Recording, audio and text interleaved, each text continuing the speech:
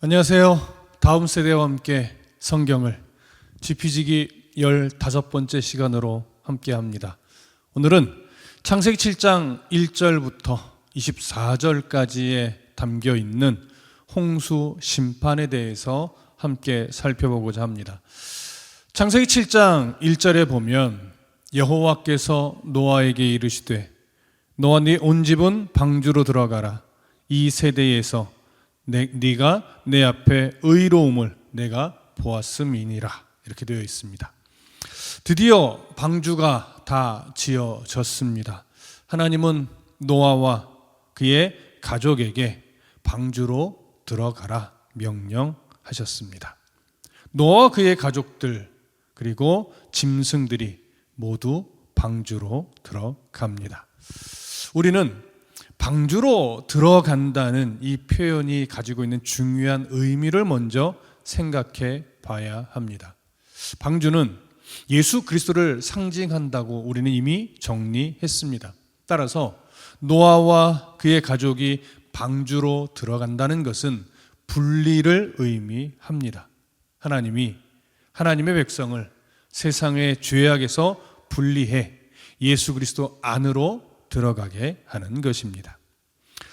예수 그리스도 안에 있는 자는 구원을 받습니다. 아무리 돈이 많고 명예가 높다 해도 예수 그리스도 밖에 있는 자는 구원을 받을 수 없습니다. 그래서 노아의 방주를 세례로 연결하기도 하는 것입니다. 베드로전서 3장 20절과 21절을 보면 그들은 전에 노아의 날 방주를 준비할 동안 하나님이 오래 참고 기다리실 때에 복종하지 아니하던 자들이라. 방주에서 물로 말미암아 구원을 얻은 자가 몇 명뿐이니 겨우 8명이라. 물은 예수 그리스도께서 부활하심으로 말미암아 이제 너희를 구원하는 편이 곧 세례라. 이는 육체의 더러운 것을 제하여 버림이 아니요 하나님을 향한 선한 양심의 간구니라. 이렇게 되어 있습니다. 죄인은 물속에서 죽고 의인은 물 위로 떠올랐다는 점에서 베드로는 홍수를 물세례의 예표로 보았던 것이죠. 따라서 물은 악인에게는 심판이지만 의인에게는 세상과 분리해서 물속에 잠기지 않게 하는 구원의 도구였습니다. 물이 땅에 떨어짐으로 비로소 세상과 의인이 나누어지고 방주 밖의 사람과 방주 안의 사람으로 나누어진 것입니다. 이 세상에서는 누가 구원받을 자이고 누가 구원받지 못할 자인지 알 수 없습니다. 솔직히 교회 다닌다고 하는 사람들 중에도 정말 구원이 있는지 없는지 죽어봐야 안다고 말하는 사람도 많이 있습니다. 정말 그렇습니다. 아직은 티가 나지 않지만 세상에는 예수 안에 있는 자와 예수 밖에 있는 자로 나뉘어져 있습니다. 세상이 잘 모를 뿐이죠. 그러면 언제 확실하게 알 수 있을까요? 예수님이 다시 심판주로 오시는 날입니다. 세상은 그 날을 마지막 날이라고 표현을 합니다. 그러나 예수 안에 있는 자에게 그날은 사실 마지막 날이 아니라 새로운 삶이 시작되는 날입니다. 그래서 그리스도인은 말세를 두려워할 필요가 없는 것이죠. 더불어 요한계시록의 내용을 읽을 때에도 그건 두려워하며 읽을 책이 아니라 재림을 소망하며 평안과 기쁨으로 읽어 내려갈 수 있는 책이 되는 거죠. 방주에 들어간 노아와 그의 가족에게도 홍수가 일어났던 날은 세상이 멸망하는 날이 아닙니다. 그들에게는 새로운 삶이 시작되는 날이죠. 방주에 들어간 노아와 그의 가족을 생각해 보시죠. 홍수 이전에 살았던 그 모습 그대로 악하게 살았을까요? 물론 그 흔적들은 그 죄성은 여전히 남아있지만 방주 안에서는 이전과 다르게 살았을 겁니다. 홍수 이전에 살았던 모습과 철저하게 단절되어서 살아가게 된 것이죠. 그렇게 살 수 있는 것이 바로 은혜입니다. 더는 죄에 물들어 버린 삶의 습관대로 살 수 없게 되는 것, 그것이 바로 복이죠. 예수를 바르게 알게 되고 또 바르게 믿으려 하니 전에는 아무렇지도 않게 여겼던 것들이 이제는 자꾸 신앙 양심에 찔리게 됩니다. 예수 안에 있다는 증거이죠. 그러니 불편하다, 나쁘다, 힘들다 이런 생각하지 말고 감사해야 합니다. 그렇게 살아야 합니다. 죄의 모양새들과 분리되어서 살아가야 합니다. 그렇게 사는 것이 정말 하나님이 원하시는 삶이니까요. 우리는 노아의 방주에 들어간 것처럼 살아야만 합니다. 세상 사람들이 우리의 삶을 인정하지 않을 것이고 우리의 기쁨을 이해하지 못할 것입니다. 그래도 우리는 하나님이 원하시는 대로 살아가는 것이 마땅합니다. 창세기 7장 6절부터 9절에 보면 홍수가 땅에 있을 때에 노아가 600세라. 노아는 아들들과 아내와 며느리들과 함께 홍수를 피하여 방주에 들어갔고 정결한 짐승과 부정한 짐승과 새와 땅에 기는 모든 것은 하나님이 노아에게 명하신 대로 암수 둘씩 노아에게 나와 방주로 들어갔으며 이렇게 되어 있습니다. 노아가 600세 되었을 그때에 홍수가 시작되었습니다. 노아는 아들들과 아내와 며느리들과 함께 방주에 들어갔습니다. 그리고 짐승들이 방주로 들어갔죠. 정결한 짐승, 부정한 짐승, 새와 땅에 기는 모든 것, 어떻게 방주로 들어갔습니까? 노아가 데리고 와서 방주로 들여보낸 것입니까? 아니죠. 스스로 방주에 찾아와 들어갔습니다. 분명 하나님의 말씀을 따라 움직였을 것입니다. 이것은 노아에게 참 중요한 증거가 되었을 거예요. 하나님이 친히 섭리하고 계시다라고 하는 그런 확신이 들었을 것이기 때문입니다. 이제 여기서 한 가지 좀 생각해 볼 것이 있습니다. 정결한 짐승과 부정한 짐승을 나누는 기준은 무엇이었을까요? 짐승이 정결하면 얼마나 정결하며 부정하면 또 얼마나 부정했을까요? 그리고 부정한 짐승이 있다면 심판으로 멸하고 정결한 짐승만 살려야 하지 않을까요? 왜 굳이 부정한 짐승까지 살린 것일까요? 창세기 8장 20절을 보면 노아가 여호와께 제단을 쌓고 모든 정결한 짐승과 모든 정결한 새 중에서 제물을 취하여 번제로 제단에 드렸더니 이렇게 기록되어 있습니다.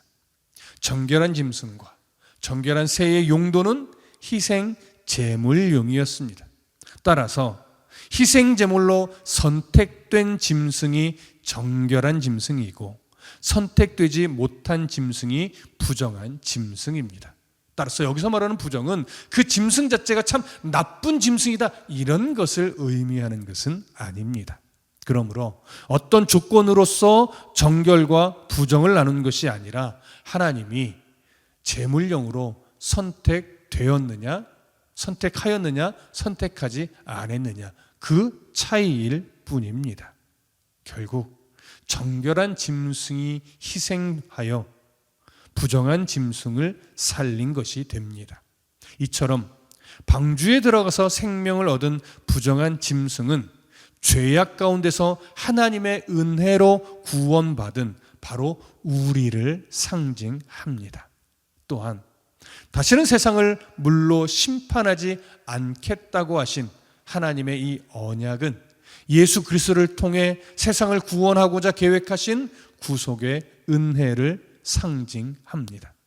이처럼 홍수 이후에 드려질 제사의 제물을 위해 정결한 짐승을 구별한 것으로 볼 수 있습니다. 노아가 방주 안에서도 제사를 드렸는지는 알 수 없습니다. 그러나 분명한 것은 노아와 그의 가족의 삶의 중심은 언제나 제사였다는 것, 이것은 분명할 것입니다. 그래서 성도가 함께 예배하는 것이 참 중요합니다. 성도가 방주 안에서와 같은 은혜를 누리는 것이 바로 교회죠. 교회 안에서 함께 예배할 때는 하나님이 주시는 진정한 기쁨을 경험할 수 있어야 합니다. 교회 안에서는 바른 말씀이 선포되어야 하며 바른 기도가 드려져야 하고 바른 찬양이 울려 퍼져야 합니다. 복받는 설교에만 즐거워하지 마십시오. 잘 될 거라고만 하는 웰빙 복음에 물들지 마십시오. 죄를 깨닫고 회개하게 하는 그런 설교를 마음 깊이 새겨 들을 수 있어야 합니다. 이제는 그만 좀 회개하라고 해주세요. 복을 빌어주는 설교 좀 해주세요. 위로 좀 해주세요. 잘 될 거라고 좀 해주세요. 이렇게 요구하지 마시기 바랍니다. 사람은 매주, 아니 매일 죄를 깨닫고 회개해도 여전히 또 죄 속에서 살려고 합니다. 그게 바로 사람이고 그게 변하지 않는 죄성입니다. 창세기 7장 10절부터 12절에 보면 7일 후에 홍수가 땅에 덮이니 노아가 600세 되던 해 둘째 달 곧 그 달 11의 날이라. 그날에 큰 기품의 샘들이 터지며 하늘의 창문들이 열려 40주야를 비가 땅에 쏟아졌더라. 이렇게 되어 있습니다. 노아는 비가 내리기 시작해서 방주에 들어갔습니까?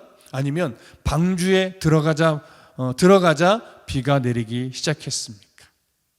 노아는 비가 내리기 전에 방주에 들어갔습니다. 그리고 7일이 지나서야 비가 내리기 시작했습니다. 어쩌면 노아에게는 이 7일이 굉장히 오랜 시간으로 느껴졌을 겁니다. 나름대로 하나님의 말씀을 따라 확신하고 방주에 들어가기는 했지만 아무리 기다려도 비가 올 조짐이 없었기 때문이죠. 가족 중에는 정말 비가 내리기는 하냐고 물어본 사람도 있었을 겁니다. 방주 밖에 있는 사람들은 엄청나게 비웃고 조롱했을 겁니다. 이렇게 날이 화창한데 무슨 비가 온다고 방주 안으로 들어갔냐고 했겠죠. 그렇다면 하나님은 왜 7일 동안 비를 내리지 않으신 걸까요? 유대 문헌에 보면 홍수가 나기 바로 전에 죽은 무두셀라를 애도하기 위해서였다라고 기록되어 있습니다. 어떤 학자는 세상의 죽음을 지켜보셔야 하는 하나님의 애곡의 기간이었다고도 합니다. 또 다른 학자는 인류에게 마지막으로 회개할 기회를 한 번 더 주시기 위함이라고 합니다. 어떤 주장이 정답이라고 단정할 수는 없겠지만 일반적으로 보면 하나님이 주시는 마지막 회개의 기간으로 보고 있습니다. 이제 창세기 7장 16절을 보면 들어간 것은 모든 것의 암수라. 하나님이 그에게 명하신 대로 들어가매 여호와께서 그를 들여 보내고 문을 닫으시니라. 이렇게 되어 있습니다. 방주의 문을 노아가 닫았나요? 아니죠. 하나님이 친히 닫으셨습니다. 방주의 문은 사람이 열고 닫을 수 없었으며 한 번 닫힌 문은 안에서는 열 수 없는 구조였다고 합니다. 우리는 문을 닫는 주체가 하나님이라는 것을 놓치지 말고 꼭 기억해야 합니다. 문을 닫는다, 이렇게 번역된 히브리 말은 사가르입니다. 죄악, 죽음과의 단절을 뜻하는 동시에 생명의 영원한 귀속을 의미합니다. 따라서 구원이 철저하게 하나님에게 달려 있다는 것과 방주에 탄 생명은 그 생명의 주인이 하나님이라는 것을 상징하는 것입니다. 또한 사람은 스스로 구원에 이를 수 없음을 보여줍니다. 우리는 하나님이 주시는 구원의 기회가 닥치기 전에 붙잡아야 합니다. 복음이 내 귀에 들릴 때 예수 그리스도를 믿음으로 인정하고 하나님을 아버지라 불러야만 합니다. 이제 창세기 7장 11절과 12절을 보면 노아가 600세 되던 해 둘째 달 곧 그 달 11의 날이라. 그날에 큰 기품의 샘들이 터지며 하늘의 창문들이 열려 40주야를 비가 땅에 쏟아졌더라. 이렇게 되어 있습니다. 마지막 회개의 기회인 7일이 지나자 비가 쏟아졌습니다. 얼마나 엄청나게 쏟아졌는지 큰 기품의 샘들이 터지며 하늘의 창문들이 열렸다고 합니다. 그리고 40주야 동안 쏟아졌다고 합니다. 창세기 7장 19절과 20절에 보면 물이 땅에 더욱 넘침에 천하의 높은 산이 다 잠겼더니 물이 불어 15규빗이나 오르니 산들이 잠긴지라. 이렇게 되어 있습니다. 물이 5규빗이나 불어서 산이 잠겼다 해서 여기 15규빗은 약 7m 정도의 높이입니다. 물이 그 정도 불어서 산이 잠긴다는 것은 사실 말이 되지 않죠. 7장 18절에 물이 더 많아져라는 히브리 말은 까바르인데 강해진다라는 의미입니다. 그리고 창세기 7장 23절에 쓸어버리다 라고 번역된 히브리 말은 마하인데 매우 철저한 파괴와 멸망을 암시하는 단어입니다. 따라서 단순한 홍수가 아니라 대단한 지각 변동이 함께 있었다고 볼 수 있습니다. 흉흉한 폭풍이 불고 땅이 가라앉고 갈라지는 등 마치 창조 당시를 연상케 할 만큼 대단한 심판의 모습이었던 것으로 여겨집니다. 그렇게 솟구쳐 오르고 가라앉고 이것이 반복되는 동안 7m 부르니 산꼭대기가 잠겼다라고 표현한 것으로 볼 수 있습니다. 지금까지의 내용을 통해 홍수 심판에서 사람을 구원할 방법이 방주밖에 없었음을 알 수 있습니다. 이처럼 오늘날 죄에 물든 세상에서 사람을 구원할 방법은 오직 예수 그리스도뿐임을 고백할 수밖에 없습니다. 또한 구원의 역사를 이끌고 완성하시는 분도 하나님뿐임을 알 수 있습니다. 그리고 구원의 기회를 놓치지 않을 방법은 복음이 선포되고 귀에 들리는 그 순간 하나님의 엎드리는 것밖에 없음도 알 수 있습니다. 여러분, 예수님만이 유일한 구원자임을 인정하고 받아들이기를 부탁합니다. 그리고 그분의 자녀로 사는 것이 가장 복된 삶이라는 것을 인정하시기 바랍니다. 그리고 여러분의 삶의 중심에 언제나 예배가 있기를 간절히 소망합니다. 감사합니다.